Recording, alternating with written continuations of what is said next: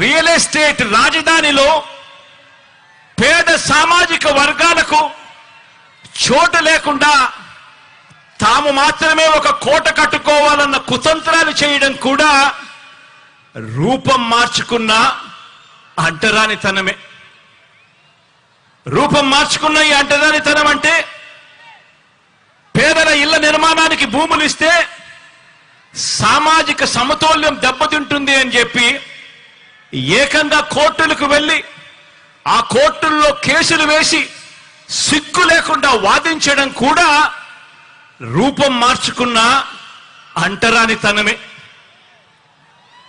రూపం మార్చుకున్న అంటరానితనం అంటే మన ఎస్సీలు, మన ఎస్టీలు, మన బీసీలు, మన మైనారిటీలు, మన నిరుపేద పిల్లలు చదువుకునే ఆ గవర్నమెంట్ బడులలో ఇంగ్లీష్ మీడియం చదువులు చెప్పడానికి వీల్లేదని కోర్టులకు వెళ్లి సైతం పిటిషన్లు వేయడం కూడా రూపం మార్చుకున్న అంటరానితనమే.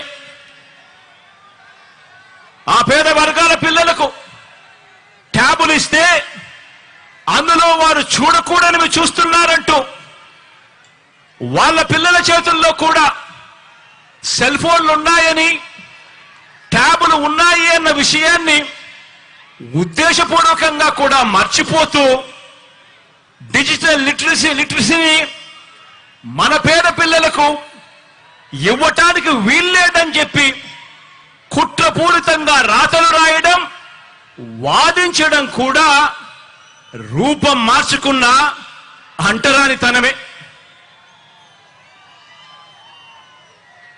స్వాతంత్రం వచ్చి 77 సంవత్సరాలు గడుస్తా ఉన్నా కూడా ఇప్పటికీ కూడా అలాగే మిగిలిపోయి ఉన్న ఈ రూపం మార్చుకున్న ఈ అంటరానితనం మీద ఈ 56 నెలలుగా మనం చేస్తా ఉన్న ఒక సామాజిక, ఆర్థిక, రాజకీయ యుద్ధానికి నిలువెత్తు నిదర్శనంగా ఈ అంబేద్కర్ గారి విగ్రహం ఎప్పటికీ కూడా కనిపిస్తానే ఉంటుంది. ఈ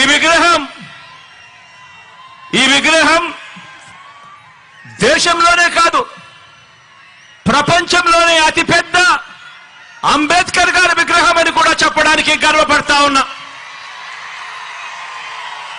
దేశంలోనే కాదు ప్రపంచంలోనే అతిపెద్ద అంబేద్కర్ గారి విగ్రహం అని చెప్పడానికి గర్వపడతా ఉన్నా.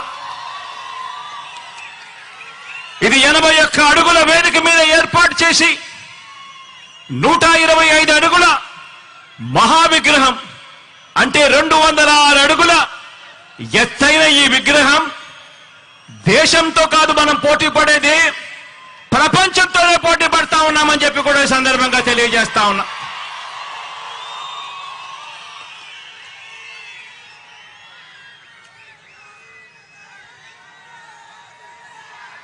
తరతరాలు కూడా ఈ ఆకాశమంతటి మహానుభావుడి, ఈ ఆకాశమంతటి వ్యక్తిత్వాన్ని గుర్తు చేసుకోవాలి.